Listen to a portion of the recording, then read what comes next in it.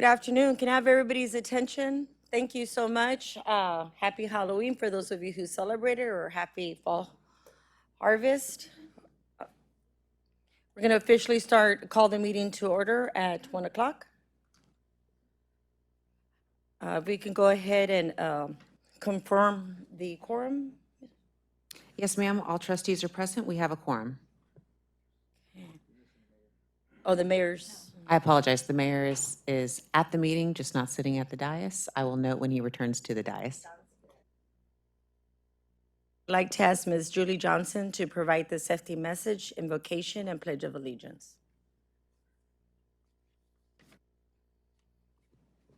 Good afternoon. So we first wanted to review the evacuation procedures so that we are prepared to be safe in the event of an emergency. If you hear the fire alarm, follow the instructions announced through the PA system. If asked to evacuate, use a glass door exiting out of the boardroom to the outside. If that door is blocked, use the back door. Verbally alert others in the room and evacuate. Then move to the main parking lot in front of the building or the AT&T parking lot over the McCullough and Brooklyn bridges. In the event of a situation like this, our security team will be monitoring the situation and will notify the appropriate emergency services and team members. We also have employees nearby who are trained to administer first aid if needed. Safety is top priority at CPS Energy, and while we hope this information is never needed, we want to be sure we are always ready. So will you please stand with me for an invocation?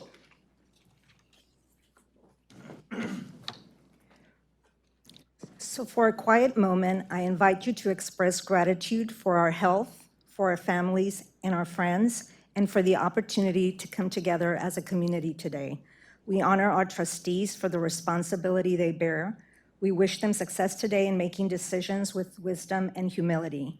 We are reminded that we are all stewards acting on behalf of our customers. May we accomplish our goals together with that singular purpose in mind. Amen. Now, please join me in the Pledge of Allegiance. I pledge allegiance to the flag of the United States of America and to the republic for which it stands, one nation, under God, indivisible, with liberty and justice for all. Thank you very much, Ms. Johnson. That was beautiful. The next item on the agenda, Ms. Natalia, can you please proceed with public comment? Thank you, ma'am. Thank you. Public comment provides an opportunity for members of the public to share thoughts on posted agenda items for this meeting. We will invite pre-registered speakers to speak. They may only address the board on CPS Energy-related business listed on the posted agenda. Speakers should state their first and last name, the organization or group they represent, and the agenda item they will speak about. For this meeting, we have 2 in-person speakers. Each speaker will have 2 minutes to speak. Thomas, will you please cue the timer? Our first speaker is Henrietta LaGrange, followed by Adam Chitwood. Thank you and good afternoon. I will make it brief. My name is Henrietta LaGrange. I live in District 7 and I'm part of the Mulberry Street Girl Gang. Believe me, we're tough. Today, it's a great day for me being here. Ms. Gonzalez, Janie, there's not enough words in the dictionary that will talk or explain what you do, because you're the best. And I know you're the best because I've seen you in action. And I want for this community to know your excellence. I don't have enough time, but like I said, the dictionary is not full of all the accolades, all the great adjectives you deserve. You deserve another term. And also, I would like to congratulate Rudy for the Standard Poor's and Platts Global Energy Award. If the citizens out there knew exactly what he does, we know that when CPS puts those alerts for us to lower our consumption of electricity, We all do it. Why? Because we appreciate Rudy being here. He deserves to be here. We want him here. Rudy, Janie, thank you for your dedication and hard work. Thank you.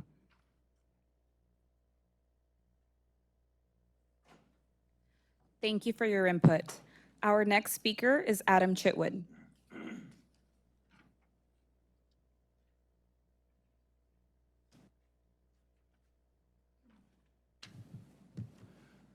Good afternoon. I'm Adam Chitwood on behalf of Fractal Industries. I'm here to comment on the winter 2023 preparedness.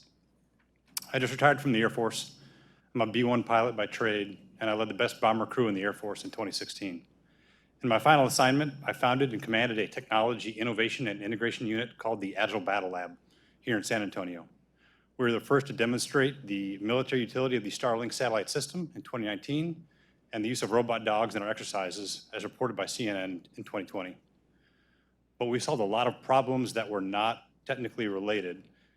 It was in updating Air Force policies, training, unit design, and tactics, things that don't make the news, but have a much greater impact than the technology itself.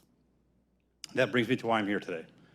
I just started a company called Fractal Industries that builds solar power plants on commercial real estate roofs, apartments, restaurants, strip malls. Fractal maintains ownership of the solar panels and sells that power to tenants and local utilities.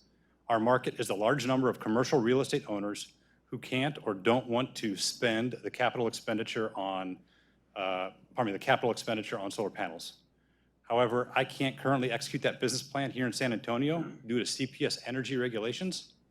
As we prepare for this winter, just a few years after Winter Storm Uri, and after we were a few hundred megawatts short of shutdowns this summer, I would ask for a way to deploy more solar power in San Antonio while collaborating with CPS Energy and the city to achieve our greater mutual objectives.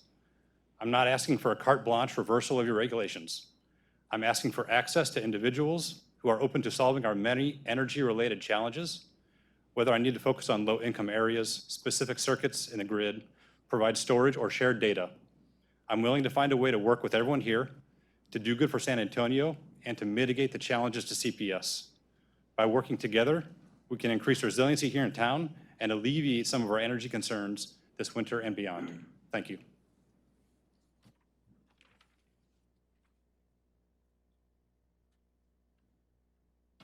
Thank you for your input.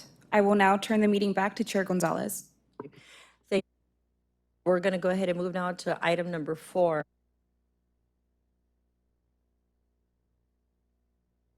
Today, I briefly just want to talk about two things that one is very important and the other one is just very grateful for the CPS team. Number one, winter preparedness and safety. Again, today, the team will be highlighting work that they are doing to prepare for this winter. The cooler weather will be here before you know it. As you know, it did arrive. And I'd like to encourage our customers once again to review the emergency contact information they have on file with us. That's really key to be able for us to support you. If customers are signed up for emergency alerts, they will receive a text or phone call or both from CPS Energy when there is an energy emergency. You can call an energy advisor. I highly encourage you to do that at 210-353-2222 or review the information, again, that you have on file with us and how you want to be communicated visiting Manage My Account on our website. Again, I can't stress the importance of being proactive and working with our energy advisors. It's really important. And again, that phone number is 210-353-2222. You can also visit our website. The information is bilingual. And again, please share this with other fellow citizens. The next item, which I'm most proud of, was Grills Giving that just took place on October the 21st, 2023. Again, it was a record year for the event. We had 47 registered barbecue teams. That's 46 teams who participated.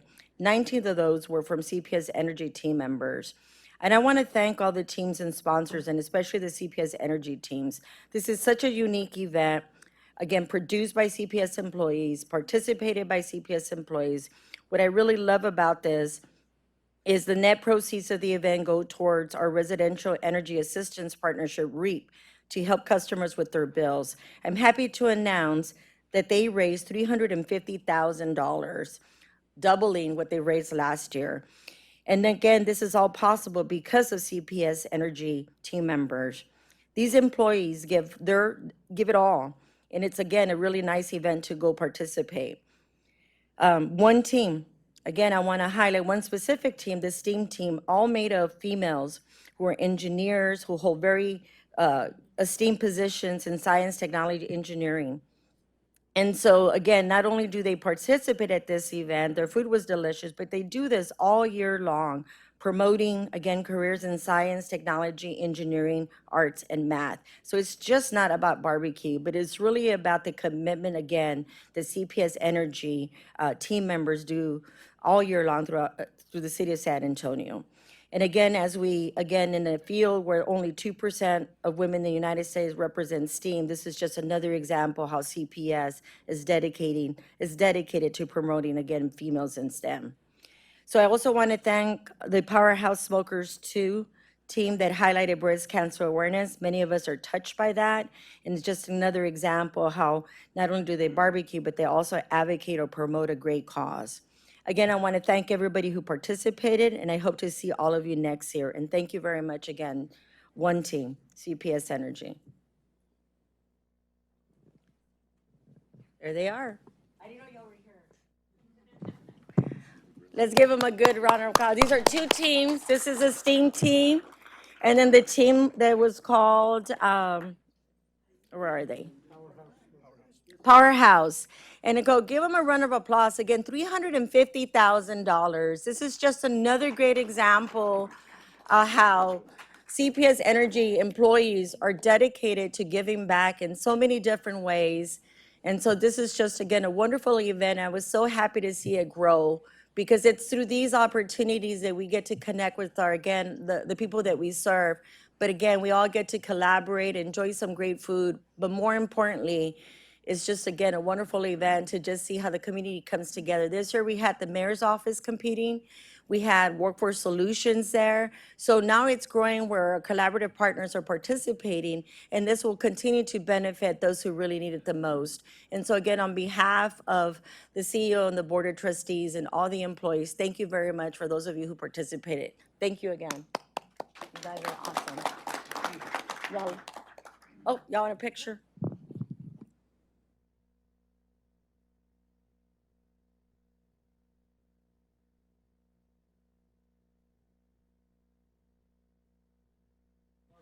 And then for those of you who don't like barbecue, they always have alternative versions like macaroni and vegetables, so we don't exclude. On the next note, we're going to go ahead and move over to item number 5 on the agenda, and this is the consent agenda. The following items are listed. A, minutes of the regular board meeting held on 9/25/2023. B, payment to the city of San Antonio for September 2023. And then C, procurement items, general services for call center support services. 2, general services, adding funding request to overhead electric distribution services. 3, additional funding request for the joint trench gas and electric service installation. 4, additional funding request for new electric and gas infrastructure installation services. 5, additional funding for substation electrical construction services. C, additional funding, integrated security services and consulting. And then D, nuclear decommissioning trust investment manager agreements biannual renewal. Does the board have any questions or comments on the items that are need vote for consent? Is there a second? Does the board have any other further discussions before we vote?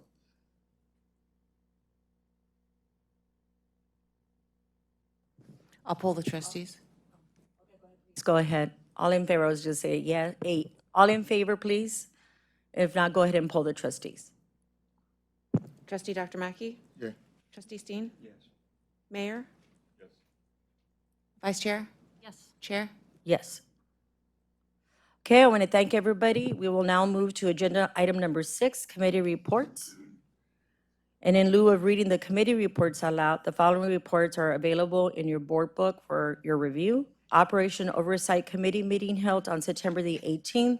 Technology Resiliency Committee meeting held on September the 27th. Nomination Committee meeting held on October the 16th, 2023. Does the board have any questions or comments?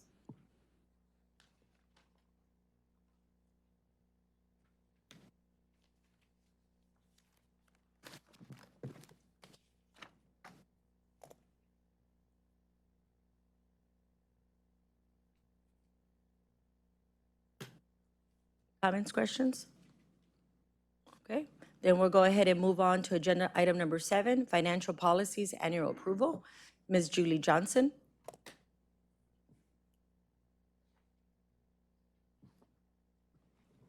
Okay, well, good afternoon, Chair Gonzalez and Board of Trustees. So this presentation addresses the annual renewal of our financial policies.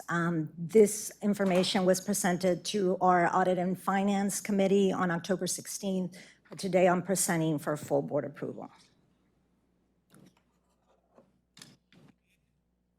Okay, this is a short agenda for today. We'll review the annual renewal process. I will highlight our proposed changes, and then I will request approval at the end of my presentation. Okay, so these are the 6 financial policies that are presented for your review and approval. Within each of these policies, there's a self-imposed requirement for annual renewal because it's considered a best practice. The 2 investment policies listed here are required to be renewed annually per the Public Funds Investment Act. Okay, so this is the summary of the proposed changes for the 6 policies.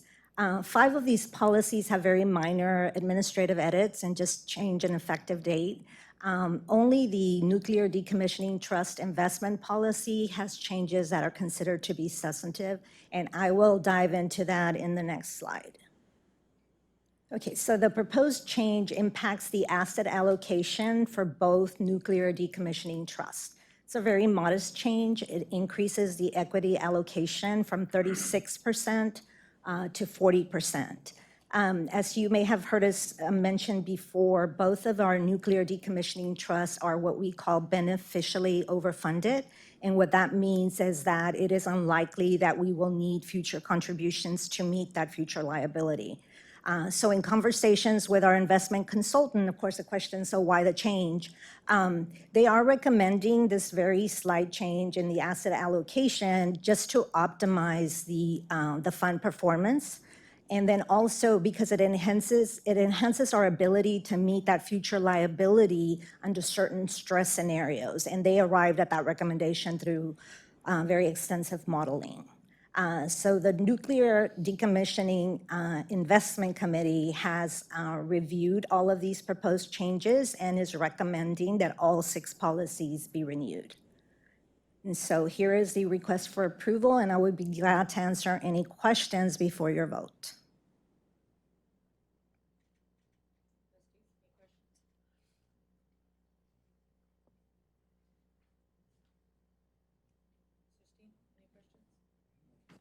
Okay, then go ahead if we could do a roll call for a vote. Is there a motion to approve the Go ahead. policies? Correct. Dr. Romero? I move for approval.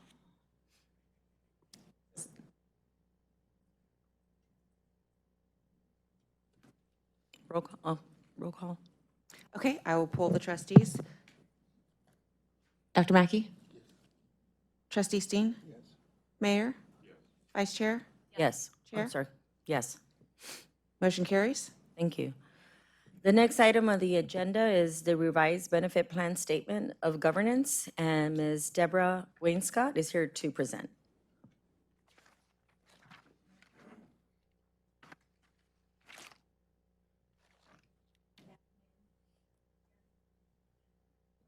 Good afternoon, Chair Gonzalez and Board of Trustees.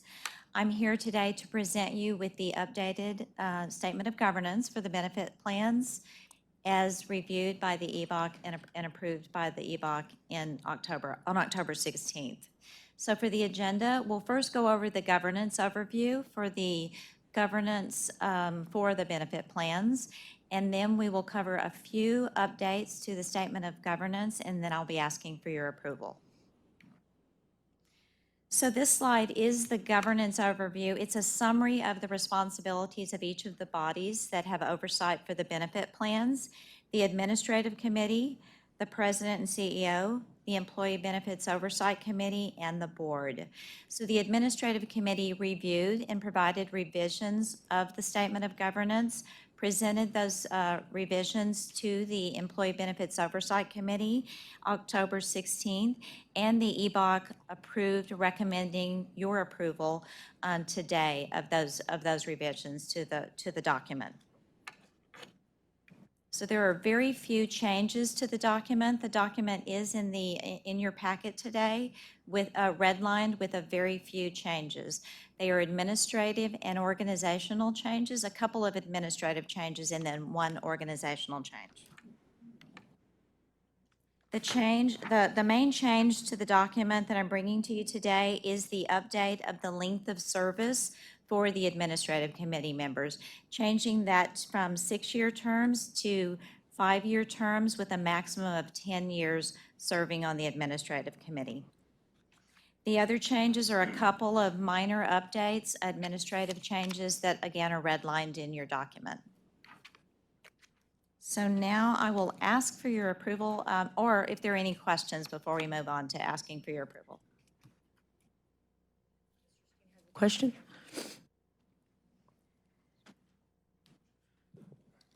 Let me begin, Ms. Wainscott, by complimenting you on the outstanding job you're doing, not only as Vice President of People and Culture, but also as Chair of the Administrative Committee of CPS Energy's Employee Benefits Plan. And I know the latter job is a volunteer job. You take that on in addition to your regular responsibilities. And just please know that your organizational and leadership skills are appreciated.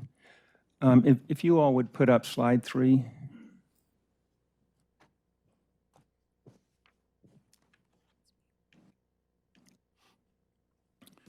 As you know, earlier this year I was replaced, but for many years I was a member and chaired the Employee Benefits Oversight Committee, known as the EBOC, so I'm familiar with the governance overview.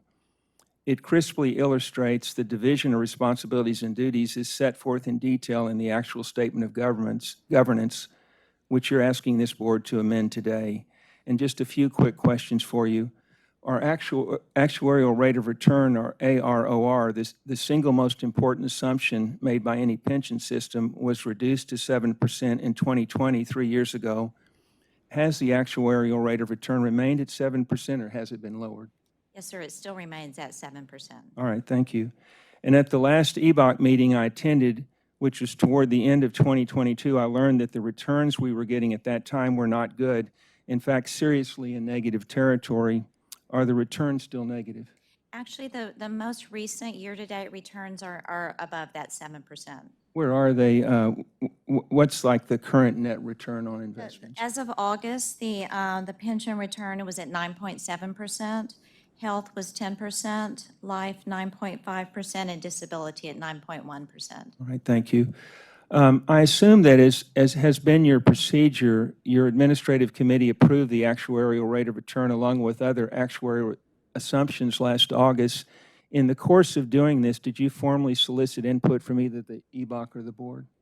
We did review that we reported the actuarial assumptions to the board after reviewing them with our actuaries and our investment consultants. Right, but did you do it before, did you set those before you talked to the EBOC or the board about it? It was around the same time. Generally, we do that in July. I don't remember the exact date, but it was around the same time. All right, well, back to the division of responsibilities and duties depicted on the screen. We can see in that brown box in the second column that the 5th bullet point down for your administrative committee is this statement. It says approves actuarial assumptions. At the end of last year, specifically at our December 19th, 2022 board meeting, I urged this board to consider requiring the administrative committee to at least formally solicit the input of either the EBOC or this board or both before setting the AROR and other actuarial assumptions. Given the financial importance of this decision, I further suggested that perhaps this board should be the ultimate decider. In any case, my full thoughts on this are set forth in a formal statement that was appended to the board meetings of that meeting, so I'll not repeat today the substance of that December 19th, 2022 statement. But Ms. Wainscott, with all due respect, I'm going to vote no on this motion, and it's not because I disagree with the specific administrative and organizational changes you're proposing today, but because there's been no action to amend your governance statement along the lines I've urged. And finally, I respectfully request that my reasoning for voting no on this motion be memorialized in the minutes of this meeting. And that's all I have. Thank you. Thank you, Mr. Steen. Any other comments? Okay, on that note, do I have a motion to approve the revised benefit plan statements of governance? So moved. Is there a second? Second. Roll call, please. Trustee Dr. Mackey? Trustee Steen? No. Mayor? Yes. Vice Chair? Yes. Chair? Yes. Motion carries. Thank you, everybody. If we can now move on to item number 9, winter preparedness. This will be presented by the executive leadership team. We start with Mr. Benny. Good afternoon, Chair Gonzalez, trustees, and leaders. The team has pulled together a summary of our winter preparedness activities. Before we get started, we'd like to give you a quick summer recap, talk a little bit about this past summer and what we did. And then we'll give you a winter weather outlook, our meteorologist, Brian Alonzo. And then we'll get into team weatherness activities. So I'd like to turn it over to Kevin Paulo to talk about the summer. One moment, please. One moment, please. We have the operators that runs each plant. We have them stand and be there too. He wants to, Mr. Mackey is asking for the operators to also be ready to present, or Yes, or in sir. case they have questions. I'll bring them up with me when we get to the team readiness, if that's okay. Yeah, thank you. He just wanted to make sure I asked that. Thank you. Thank you. Kevin? Thank you, Benny. Good afternoon, members of the board. Before we get into the winter preparedness, I did want to take a quick look back at summer of 2023, this past summer. I think in a short phrase, the term record-breaking is probably the most appropriate to describe this past summer. As you can see at the top of this chart, we're showing ERCOT and CPS Energy both set new all-time peak demand records.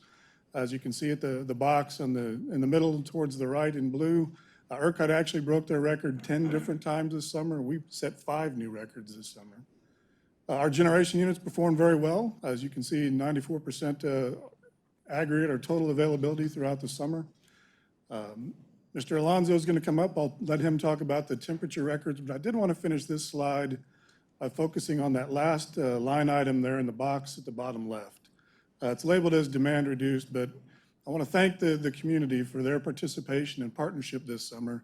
That number, 10,000 megawatt hours of demand reduced, is really the partnership and the willingness that our community showed in response. When we called demand response deployments, other appeals for conservation, our community stepped up and really did a great job in helping us manage through the summer. And really, a lot of those hours when our community stepped up was when ERCOT was the tightest, and the entire state really benefited from our community. So I want to thank, again, everybody that participated, commercial customer, residential customer, but our community really did a great job this summer from a demand response perspective. This next slide shows the daily view of ERCOT throughout the summer. In orange is their daily peak demand. And in the blue line is the lowest amount of reserves that ERCOT showed on every day throughout the summer. A couple of things to point out on this slide. ERCOT's all-time peak record before this summer was just over 80,000 megawatts, 80,100 roughly. And you can see we spent large portions of the summer, essentially an entire stretch from late July through late August, where we were over 80,000 megawatts. So it was a tremendously hot summer, a lot of demand. The blue lines, we highlighted 2 days, August 17th and September 6th. Those were the 2 tightest days in ERCOT, 2 days where we fell below 3,000 megawatts of reserves. September 6th was the day ERCOT declared an energy emergency alert. You can see in the interim between those days, several days where ERCOT actually got fairly tight. Those are the days where we saw the ERCOT watches for potential reserve shortages, the requests for public appeals for conservation. So a very tight stretch during those 3 weeks. And again, I want to point out as we get to the next slide, which shows our generation, we performed very well during those days. This slide shows the amount of energy that we produced each day at the peak hour. We've broken it down by how many megawatts were produced by each of our different fuel types. The two horizontal lines is the bottom line in the darker color is what our community consumed from our retail load, retail demand. And then the top line just above that is all of our obligations. And you can see really with maybe a couple of exceptions throughout the summer, we produced more than enough energy to serve our community, meet all of our other obligations, and still have energy in excess to sell to ERCOT. As I stated earlier, a lot of those times happened during that 3-week period when the grid was experiencing its tightest conditions. So we were there really to benefit our community, but also to help back up the state and meet the state's larger needs. So with that, I'm going to turn it over to Brian Alonzo, and we'll go through a recap of the summer weather and an outlook of winter weather.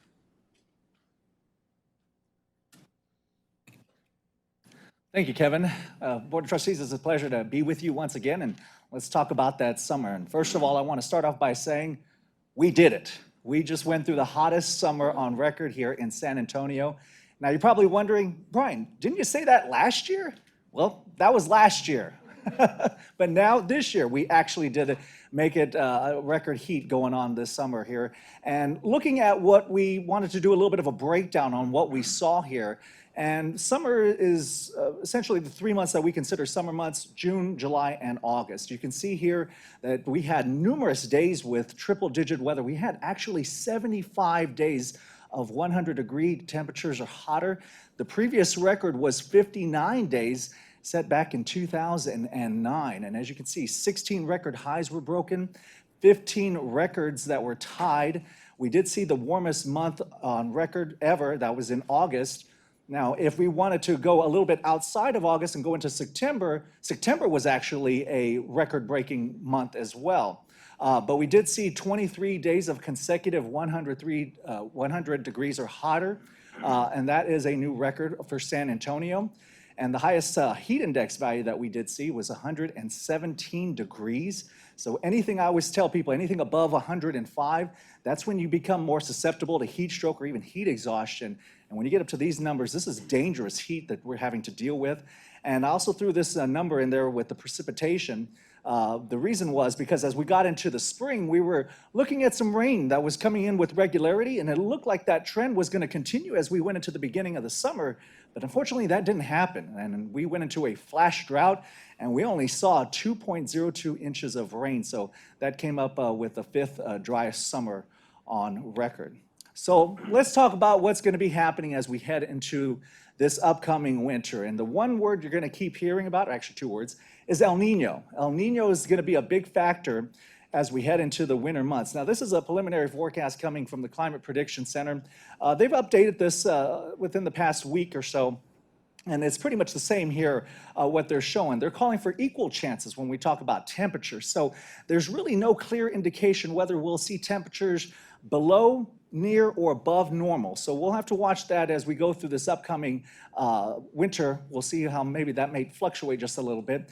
But I do agree that I do expect that our precipitation chances will be above normal, because it looks like as we get into an El Nino type pattern, we get more storm systems that come more in our direction, give us more rain chances. So yes, it looks like this will definitely help out, especially with the drought. We are in an exceptional drought at this particular time, and anything we can get when it comes to rainfall is greatly appreciated here in South Texas. Now, I know everybody loves talking about the Farmer's Almanac, and as you can see, there's 2 kinds there. There's a regular Farmer's Almanac, and then there's the old Farmer's Almanac. Not many people know that there's actually 2 of them out there.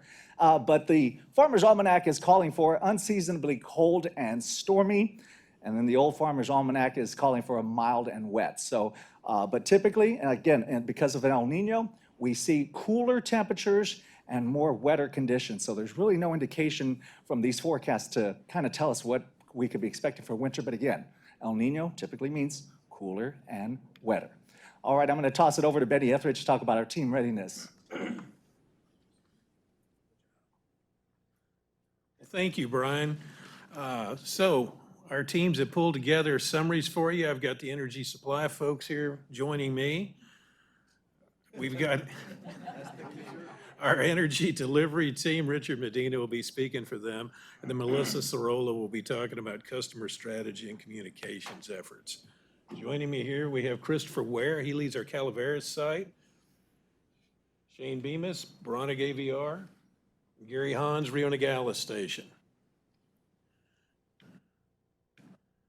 So as you look at our energy supply for the winter, we've got a large reserve margin, as you can see there, about 1,600 megawatts over and above what we expect our peak demand will be.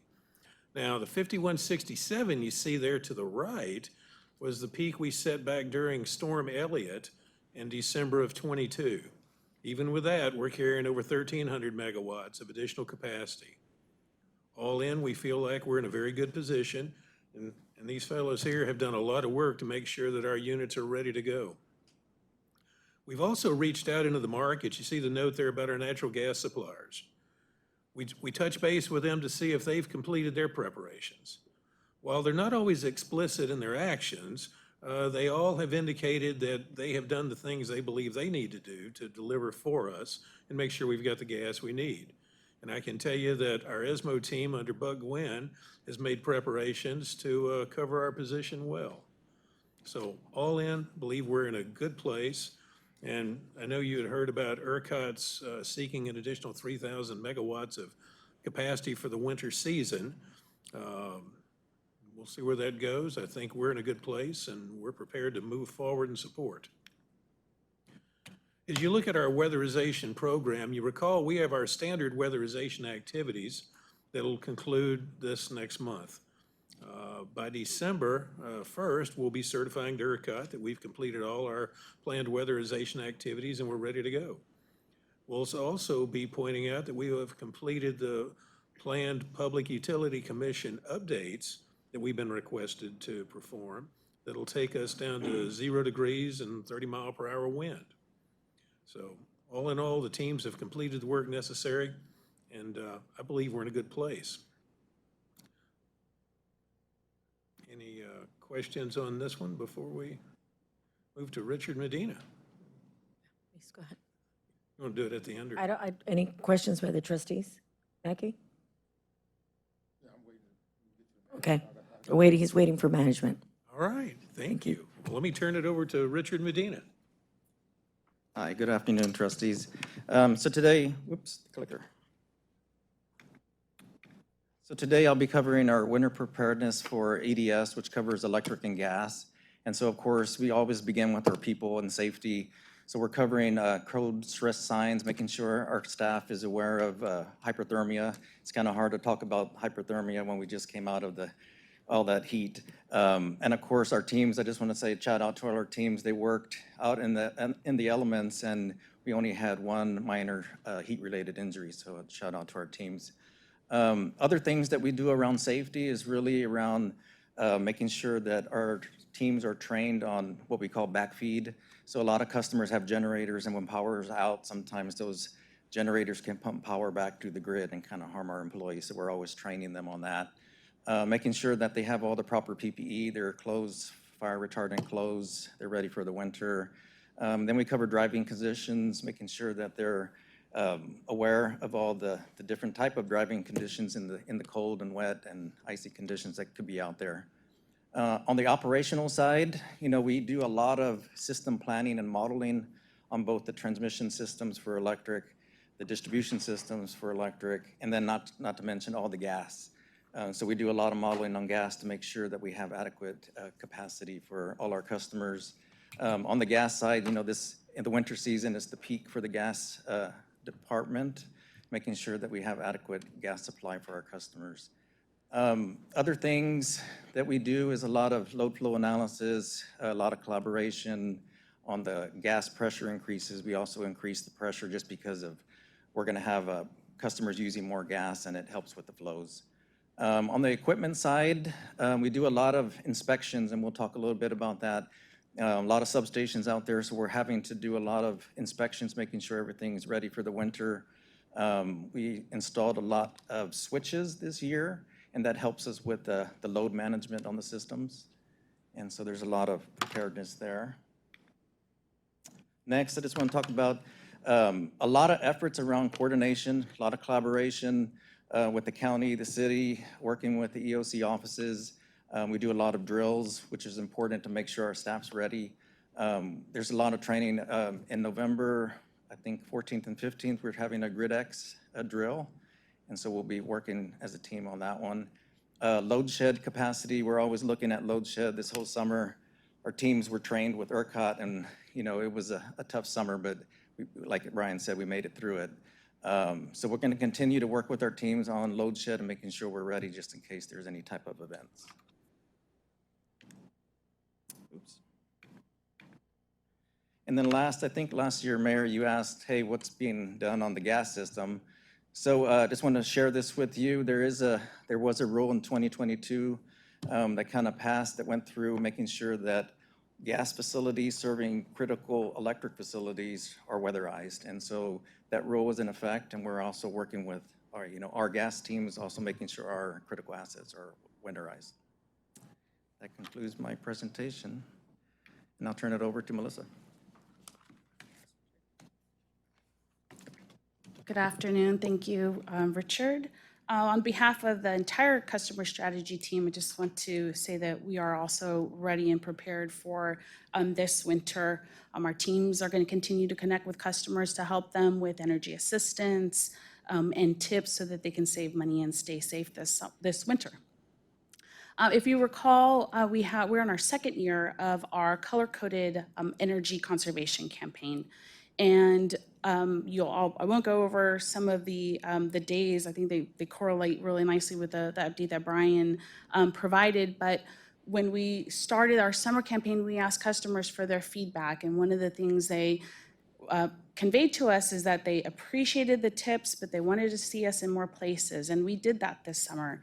You'll see a couple of things that we tried that were very different, including bill receipts, some both Dollar General receipts and H-E-B receipts.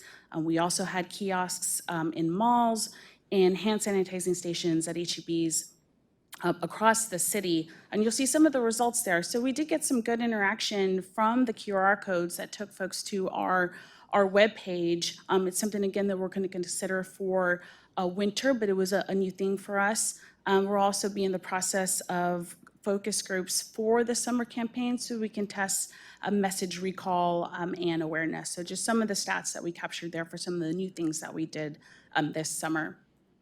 That is coupled with many things we do from a communications and marketing standpoint, from a digital and a non-digital perspective.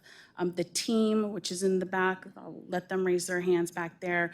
They're outside with some media partners. They did 28 media interviews this summer from June to September. English and Spanish, our media partners, I think were really great in supporting that and knowing that at the end of the day, we just want to help our customers. Stakeholder engagement is also a key part of the work that we do, and we send toolkits to our elected officials that also share that information out with their constituents. We did a teletown hall in this August. We had more than 3,000 participants at any point during that 1 hour time frame. And then, of course, I mentioned the non-digital ways. So along with the color-coded flyer at our walk-in centers, one of the things we heard from our summer focus groups was, how about a magnet? And we distributed more than 2,000 of those.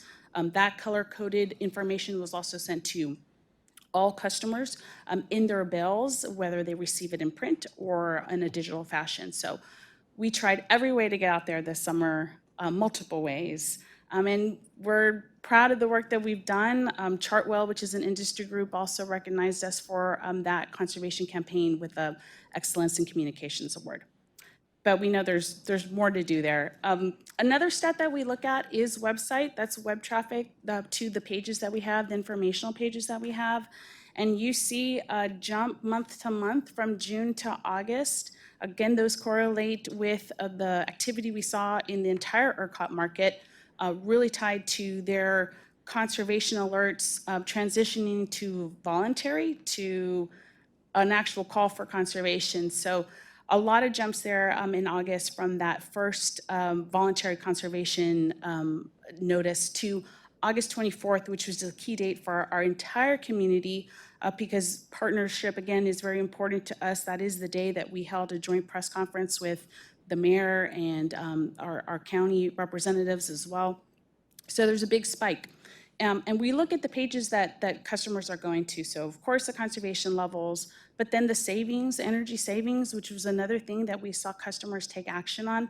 That saw a big spike month over month, but then also energy preparations and safety tips. So coupled with the work that we do to make sure that people are updating their contact information for us, saw a really great jump there, which tells us that people are getting the information that they need to stay safe, and that, of course, is very important to us. The bottom chart is, we also track our outage map views there, and that you'll see the views jump up significantly on the 24th. That's also the link that was that was sent out by our city and county partners through that energy alert that was sent out using their system. So big spike there, and that's why I want to thank our EIT team for making sure that our website and outage map were ready to go for that view. In terms of winter, as I mentioned, we are going to continue to use energy conservation, the color-coded levels. We are asking for feedback on from customers on what we can improve there. The tips will change very slightly in terms of times to save energy, and then of course things that they can do. We are very cognizant of message fatigue as well. We heard that probably around the August, late August timeframe. There was a lot that we were sending out, but we also know it was very hot and we had to do that. More broadly too, our customer team is looking at a separate winter demand response program for large commercial customers. Those commercial customers came through for us and our state this summer as well. And then along with that, our entire team, Richard mentioned some of the trainings that we do. We participate those as well from a customer team. So we've done TEACS training, we'll participate in GridX as well. And again, that partnership that we have with our public information officers has been really critical and crucial, so we'll continue that as well. And I think that's it, and we'll be available for any questions y'all have. I do have a comment. If you could go back to slide 22, please. Oops. Let's see.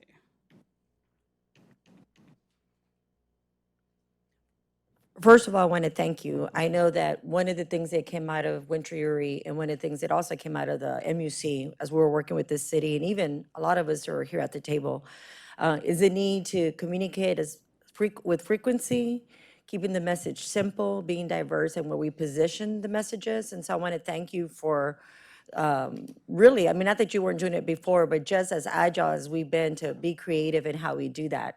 And just a couple of comments. So here's an example of Mr. Steen wanting the energy cost calculator up in center. And so that's an example of how meaningful tools are used. And so thank you, Mr. Steen, for suggesting that. And so again, these are again just everything that we're trying to do. So colleagues, I know you're also very involved to make sure that messaging is simple and that it's at the fingertips of our customers. And so I just want to thank every trustee who's really on top of that and provides suggestions, just because it's making a difference. And the receipts, that was very interesting to see those numbers. As we know, we have several dollar centers or grocery stores, and especially in the low income areas. And so that's just another example of making it easy from a grassroots perspective to provide the information that is needed. So again, thank you to you and all your team and all the suggestions from the Board of Trustees to make this happen and changing those numbers. Thanks. Thank you. Thank you. Comments by anybody or? Yes, Dr. Romero has a question. I have a couple questions. First one's for you. I'll stay here.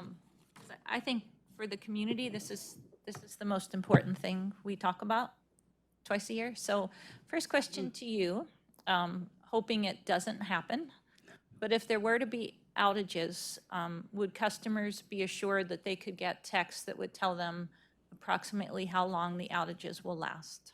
We've talked about this in terms of when we would send a text out, and we decided that if ERCOT went to that first EEA1, that's when they would receive the text. That's what our system can handle right now.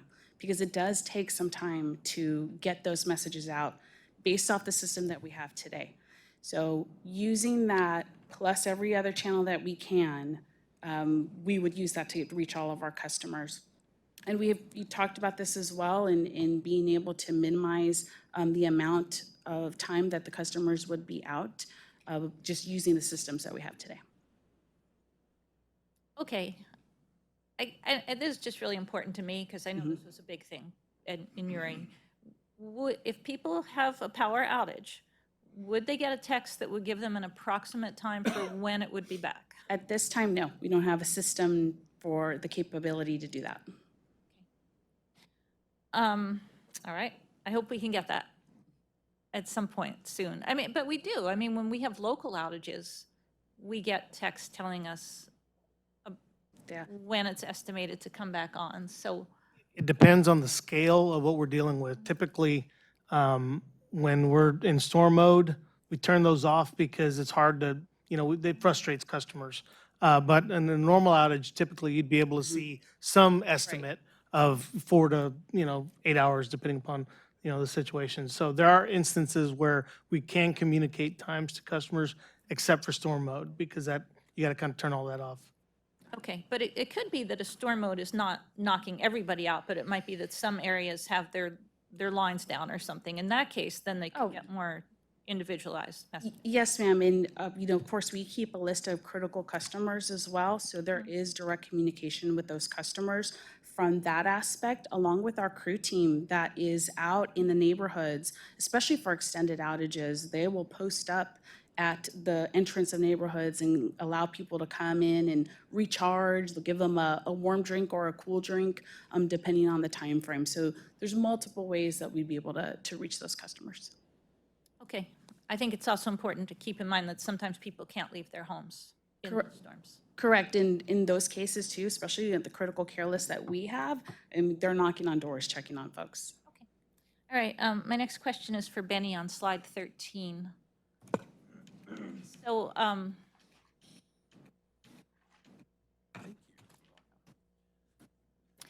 with our resources available in the winter, about what % of those are from renewables? Oh, gosh. So all of our renewables are available at that time. I don't know how many will show up. That's the challenge, right? If the wind is there, then the wind shows up, and it's the same with the solar, but they'll all be available.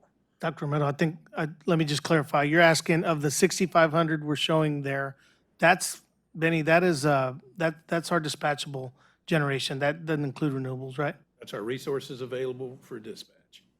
So it does not include renewables. That would be in addition if they are available. You want to jump in there on that one? What I would say is, we're looking at the peak hour, so in winter, the contribution from renewables will be very small. Like, the peak hour in winter is usually going to be 7 a.m., 8 a.m. So at that time of the morning, solar is going to be very little to zero contribution, and wind is projected to be a small percentage of its nameplate capacity. So as Rudy said, that 6,500 is almost exclusively dispatchable generation just because of the way the renewables perform during that winter peak hour. Okay, so people don't have to look at this and be worried that, oh my gosh, that's what we have, but it'll go way down if we don't have solar or wind because you have already taken that out of the equation. That's correct. Okay, and then I just have a last question for Brian. As Brian's coming up, Dr. Romero, that's why I don't like to get into this villainization of renewables. During the winter, we plan to this number because you don't expect the renewables to be there when during that time when we need it the most. So I really don't get into that conversation much because it's a planning exercise for us.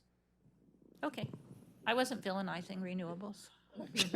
No, I was saying, but this picture is why I don't get into that conversation when it comes up. Okay. I don't really expect you to have this answer, but kind of curious about it maybe in the future. Okay. So for summer, with the data that we have on climate change, it's pretty clear that we're going to have more and more days that are hotter and hotter. But in the winter, I'm curious about what we know about, not just for this winter, but trends into the future, what we might know about whether we will have more and more days that are colder and colder. Yes, I mean, there's a lot of research out there that is still being done, and I'm keeping a close eye on all of that. In fact, there's talk now, because of climate change, that for us here in South Texas, that our winters are getting shorter. So that kind of throws a little bit of a monkey wrench into looking at long-term forecasts, because you can still have these instances where you can get these cold winter outbreaks, but they may not last a whole long time, and they may be less frequent. That's what some of the research is kind of preliminary showing at this particular time. So yes, looks like winters are getting a little bit smaller, and it looks like summers are getting longer.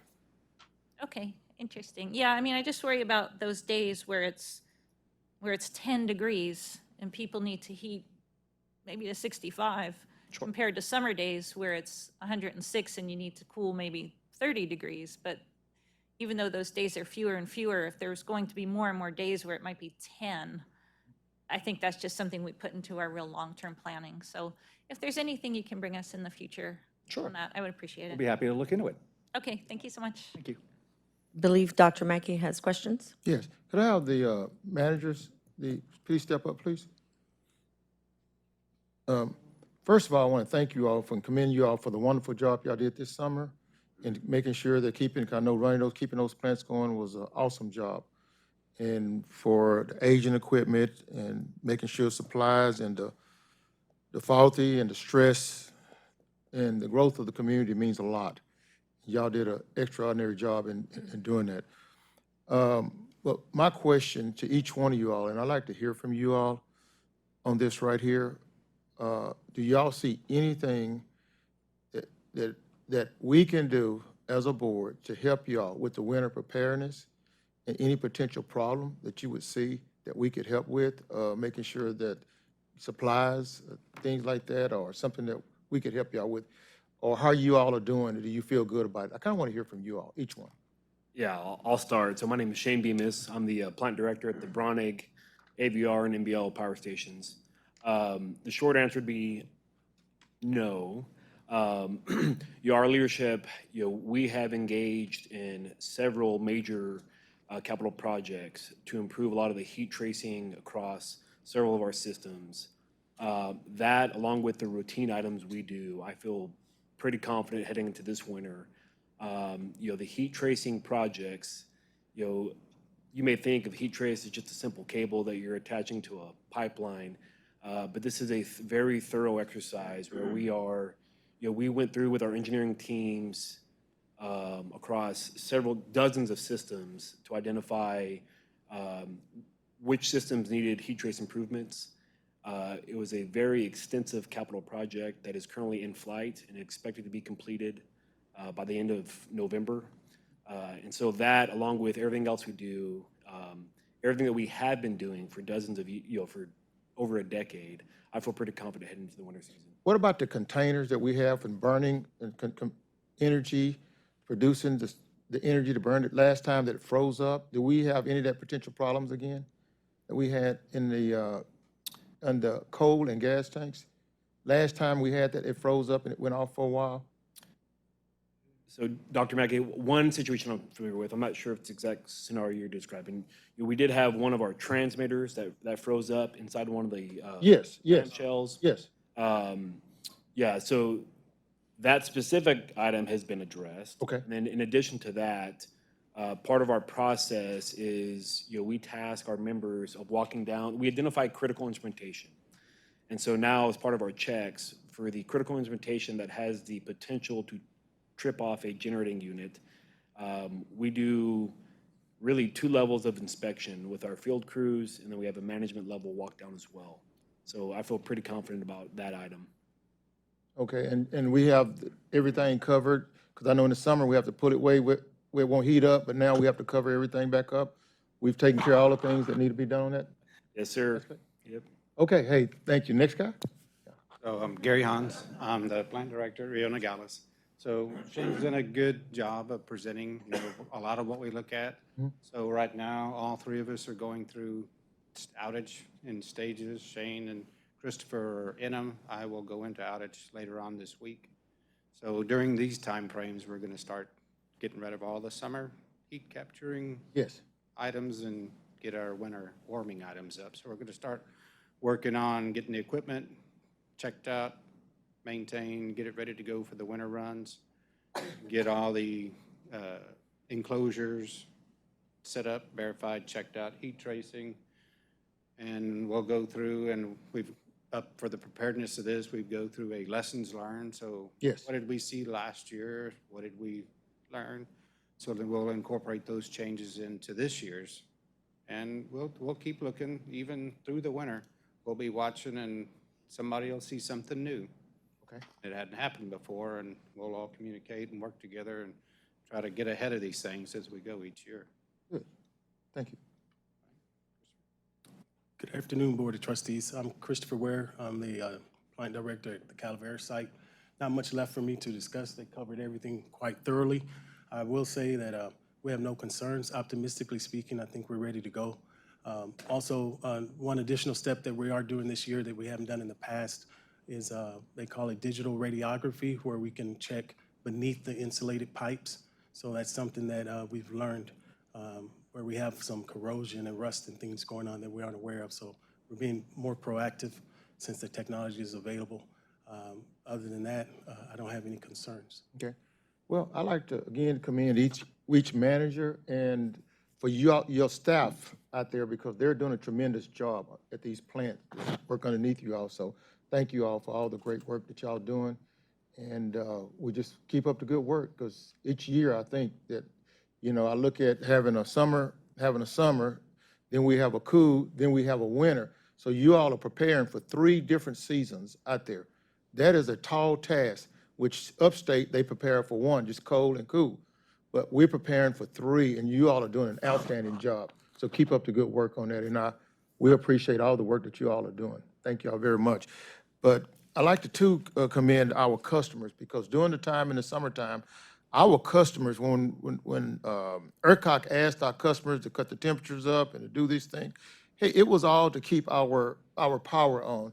And our customers did an outstanding job. So thank our customers this summer for cooperating and things of that sort.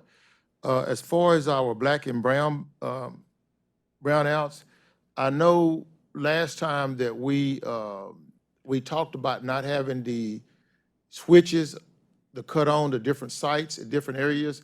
And I want to know, do we have that we can, because I know everybody complained about downtown was on and this area was on and we can cut out. And I heard this time we were talking about that we could rotate it in 45-minute increments or something. I just want to know.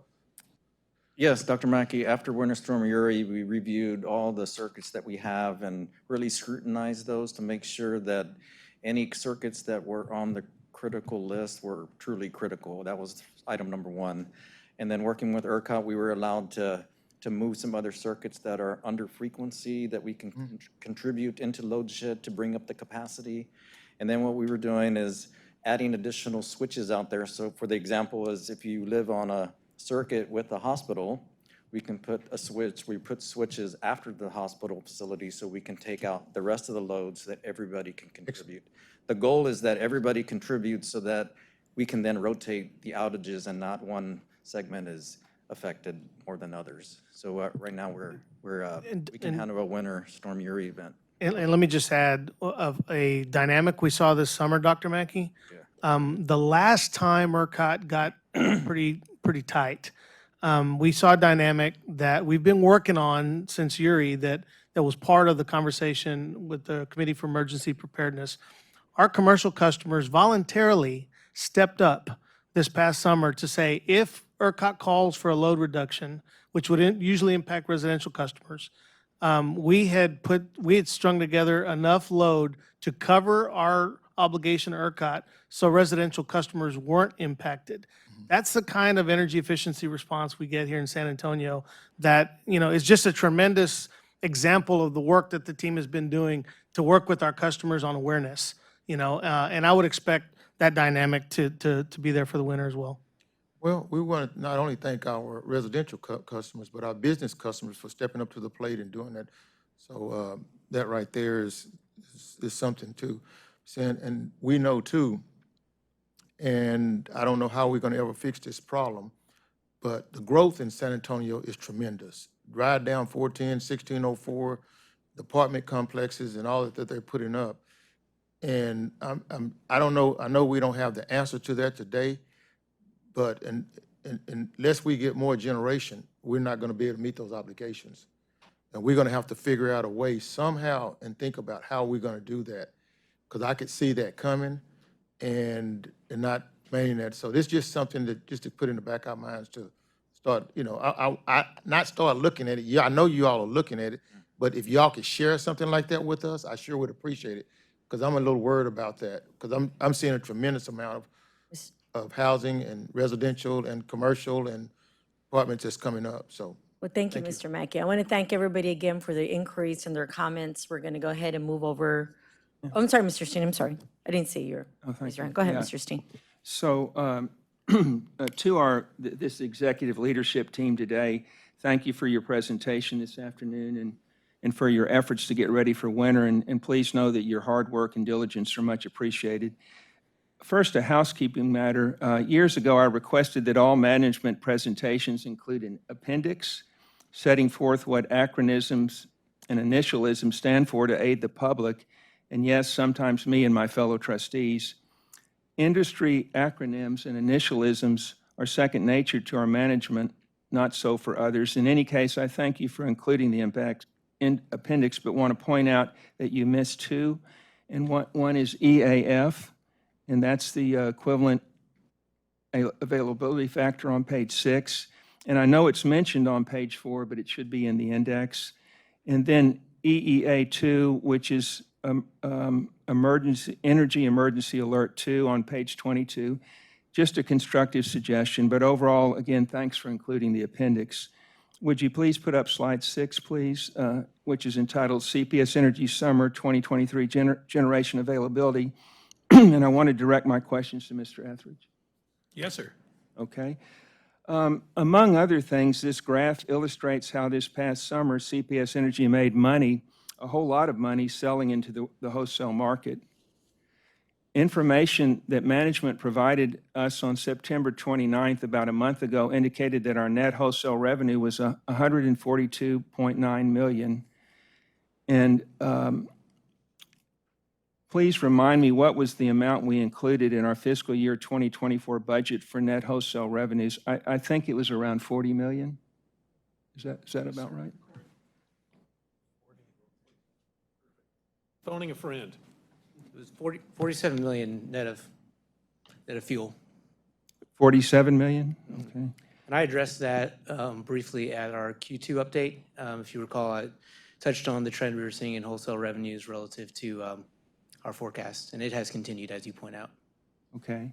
And so what's the latest net wholesale revenue figure for this fiscal year? So I'll reference to you what we are sharing with the ad hoc committee tomorrow night, which has been posted on our website. We anticipate about 130 million net of fuel, net of city payment to be, the number that we're looking at for this year. And some of the commentary. But if you don't net out the city payment, what is it? 146, 150, give or take. Okay.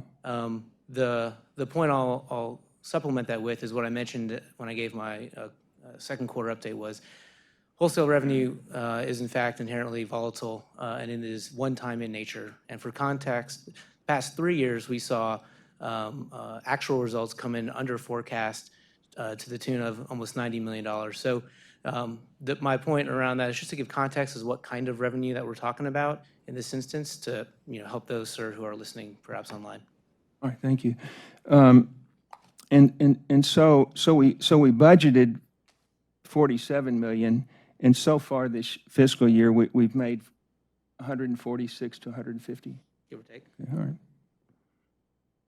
Now, looking at the graph, that dark blue horizontal line is the retail load, which I take to mean that was what was needed to supply our CPS Energy customers. And then the brown line above the blue line is labeled wholesale load. And so the gap between the two lines represent excess megawatts that CPS Energy was able to sell into the wholesale market. Mr. Etheridge, tell me if I'm off base on any of this. And am I correct that there's a purpose to how these unit types are stacked with, for example, nuclear at the bottom because it's base load, and then gas GT, that is gas turbine units at the top because these turbines are the sprinters utilized for quick market response. I understand they can be started and loaded to 100% load in like 15 minutes. But am I right that these generation sources are stacked in a purposeful way? Yes, sir, that's correct. And then I'm asking these questions because there's a great deal of interest from the public regarding how CPS Energy manages to make so much money over and above what's budgeted. And I appreciate that the reserve capacity doesn't benefit CPS Energy financially in the fall or spring, but what about this winter? And what are your general thoughts about the opportunity CPS Energy might have to bring in additional significant net wholesale revenue prior to the end of our fiscal year 2024 on January 31st? Oh, gosh, sir, that would require speculation around pricing. I mean, we have our units available when they're needed in peak demand periods.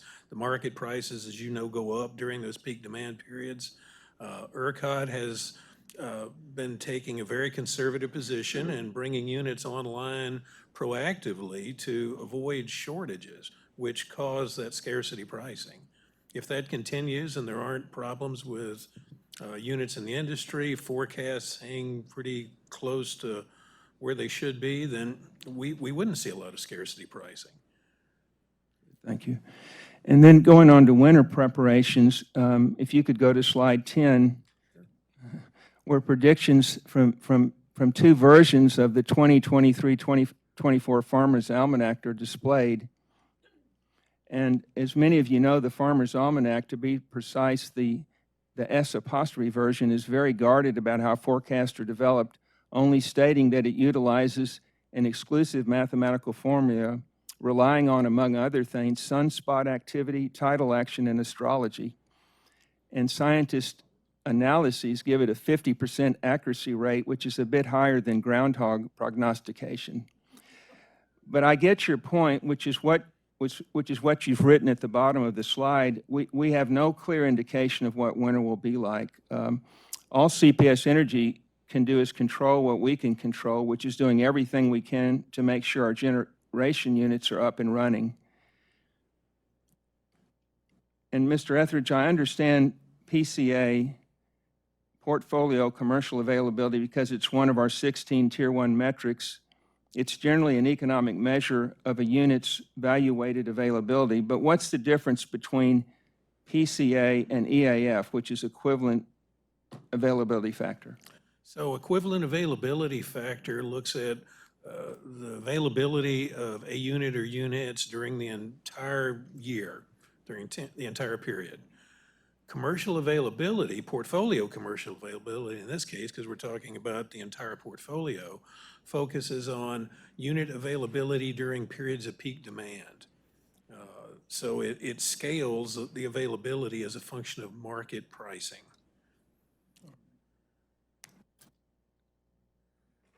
According to the slide 6, if we could go back to that, both our EAF, equivalent availability factor, and our PCA, portfolio commercial availability, were at 94% through August. And Mr. Etheridge, is it unusual to hit the exact same number for both EAF and PCA? So at higher numbers, the two converge. That is to say, when your units are available most of the time during the year, you should see a consistency.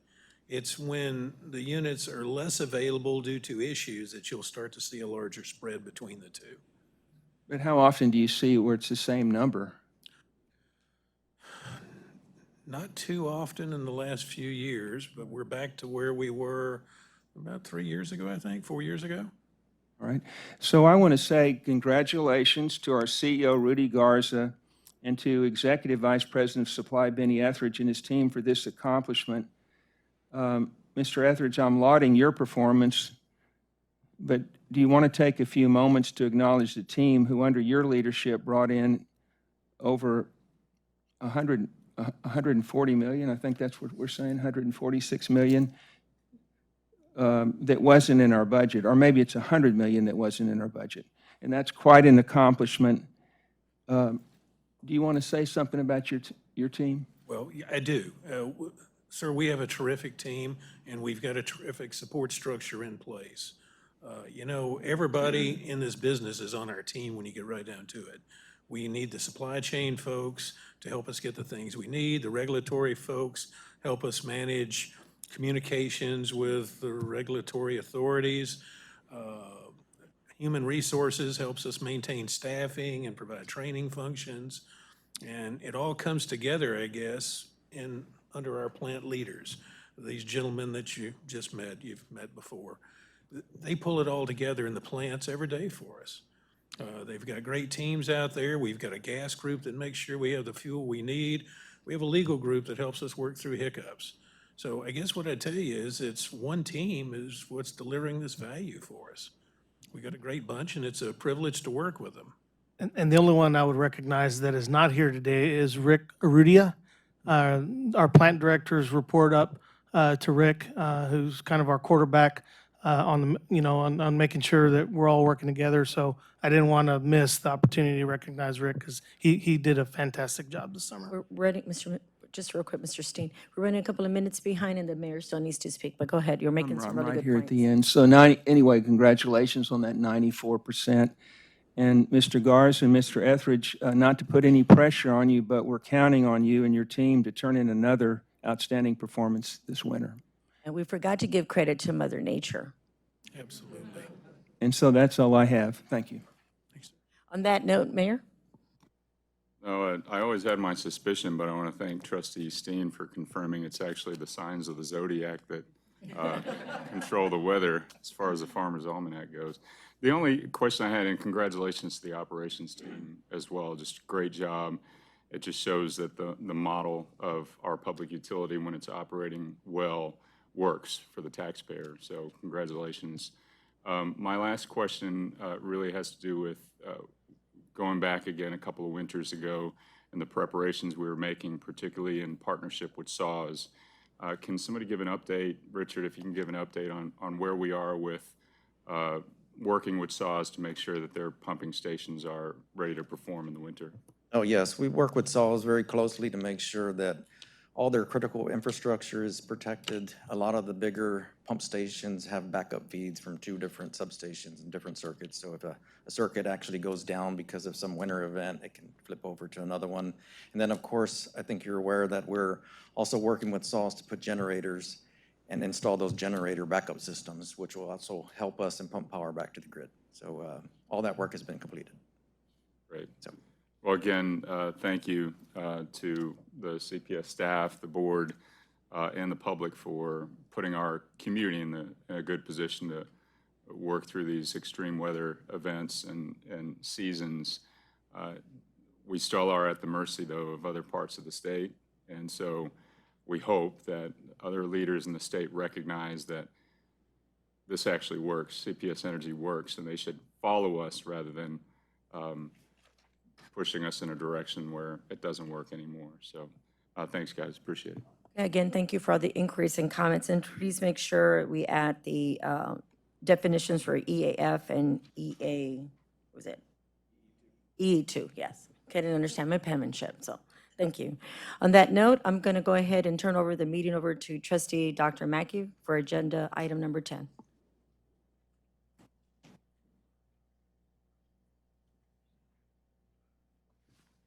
Okay, we have item number 10, vote to reappoint a trustee representing the Southwest Quadrant to serve as second term on the CPS Energy Board and approve related resolution. The nomination committee met and recommended the reappointment of Trustee Gonzalez to represent the Southwest Quadrant for a second term on the CPS Energy Board. I move to reappoint and approve the related resolution. Do I have a second? I have a second by Mayor. Okay, do we have any further discussion before we vote? Okay, if none, do we have a roll call vote? Yes, sir. Dr. Mackey? Yes. Trustee Steen? Yes. Mayor? Vice Chair? Yes. Chair? Motion carries. Congratulations. Thank you. Okay. Note, we're going to move over to item number 11, CEO recognition. Thank you, Madam Chair. Today, I'd like to recognize a couple of groups that are worthy of recognition. Our gas rodeo team will be first up, and then our JBSA Joint Base San Antonio support team. I'd also like to acknowledge, while our folks are coming in, that tomorrow is Power Plant Workers Day. Again, as we just noted, thank you to our power generation team for all you do to keep our plants running during very hot summers and very cold winters. I appreciate you all for the work that you do. I'm going to first start off with our gas rodeo team. This is the first time we have participated in the National Gas Rodeo event, competing against 40 teams from across the country. It was a 3-day event in Springfield, Missouri, and we had 14 CPS Energy competitors plus 3 alternates, 2 4-man teams and 3 2-man teams participate. CPS Energy made history. We were the first newcomers to make the finals in the relay events. 2 teams actually made it. And we won the competition shirt contest, which brought with it a $1,000 prize that our team donated to REAP, which was fantastic. So I don't know if anybody has brought the shirt. I don't think anybody brought the shirt, but it was. I've got one. It's a really great shirt. So really proud of y'all. The feedback I have gotten from our participation in the gas rodeo, the commitment that they made to training for the rodeo to do it safely, and the experience that they had where we actually were in the money, and showed up, I think is just a testament to the quality of gas employees that we have at CPS Energy. I have worked for the largest gas utility in the state of Texas once upon a time, and I will tell you, we are the 4th largest gas utility in the state of Texas, and we manage it with 200 employees, give or take. That is phenomenal work, and we do it safely. So super proud of y'all. A round of applause for our gas rodeo team.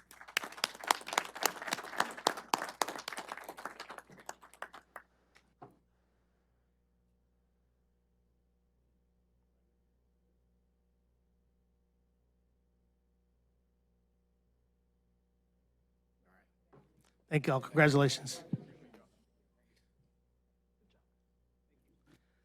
So next up, I want to call up our Joint Base San Antonio support team, who finished a review of the privatized electric and gas system operations and our partner relations with JBSA earlier this year. Our military operations team does a lot to support our military partners here in San Antonio, including providing a smart sniffer demo and flight line training. Their work and partnership have not gone unnoticed. This team received an exceptional rating in 3 of the 5 categories of the contractor performance assessment report, and satisfactory rating in the remaining 2 categories. These 5 categories are quality, schedule, management, small business subcontracting, and regulatory compliance. This is the highest rating received in the 4 years of receiving these CPAR scores. And let me just reiterate. A number of years ago now, we took over, what was military infrastructure, and it was aging and in poor condition.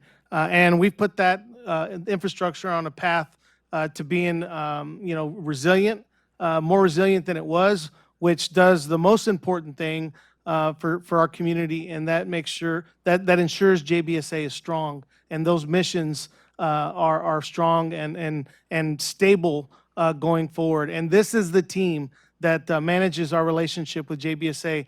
We've got such a great relationship that Sunday I'll be flying out with General Driggers to Orlando, and he and I are going to be on a military panel together talking about this partnership that we have with JBSA. So on behalf of our community and certainly with the board at the board meeting here today, thank you all for what you do. Nobody sees the work that you're doing that actually does a lot to protect national security in this country. So well done, team. Thank you.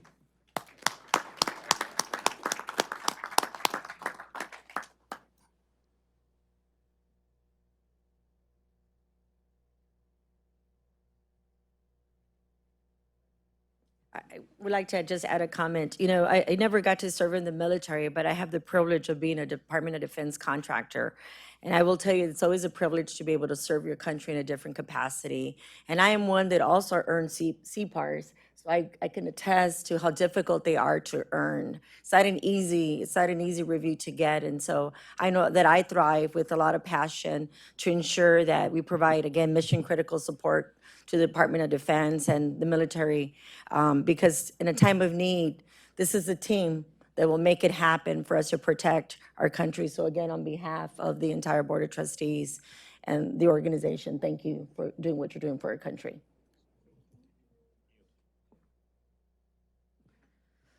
Okie dokie, any other comments or inquiries, questions? On that note, we're gonna go ahead and move over to item number 12.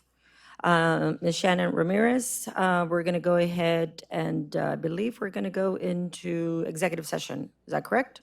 Or am I was gonna skipping go something? over the action items for. Yeah, please do. Sorry about that.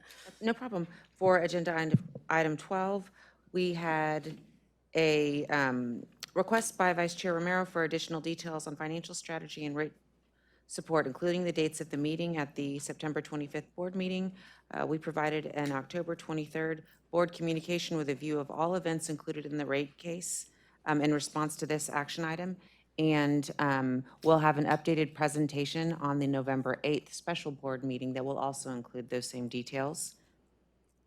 We had a request from Trustee Steen for a dot plot map showing customers on payment plans by city council district. We have the August 2023 monthly financial update that was sent to the board on September 29th, 2023 as a board communication. That included a heat map of the customers with past due balances. We had a follow-up board communication that was distributed on October 28th, confirming customer information. It was not in a dot plot map, so I apologize, sir. I explained the rationale for not providing in that method. But we did provide the heat map along with a sample of the monthly updates that are sent to all of council. So if anyone on the board wants additional information or updated sample information that goes out to the districts, please let me know. So I'll consider both of those action items closed. We did have a request from Trustee Steen on the consent agenda process that was used last meeting, and a request to seek outside council guidance. I have done that and spoken with both the chair and with Trustee Steen on that privileged guidance that was given, so I will close that action item. And then we had a request from the vice chair on that the dates be shared with the Board of Trustees for council briefings by district and by quadrant. That was satisfied by that same 1023 board communication and will also be followed up with on the November 8th special board meeting, so I'll consider that action item closed. I do have two action items from today. I have a request from Trustee Steen to memorialize the basis for voting no on agenda item 8, and I will include that in the minutes. I expect those minutes to be included in the next regular board meeting for approval. I also have a request from Trustee Steen as well as from the chair to amend the appendix that was utilized on the weatherization update to include an update on abbreviations for EAF and EEA2. I had a request for an additional item that would be an executive session update from the mayor, and we'll include that on the November regular board meeting updates provided in executive session. Thank you. That's everyone's request on that item. Let's go ahead and take the board into executive session. An executive session is item number 13. A, attorney-client matters and competitive matters. B, attorney-client matters. Let's just go ahead and take it to executive session. At this time, the board is going to recess into executive session to discuss matters that have been duly posted under several provisions of Chapter 551 of the Texas Government Code, including Chapter 551.071, attorney-client privilege, and Chapter 551.086, competitive matters. It is 2:29 p.m. as we go to executive session.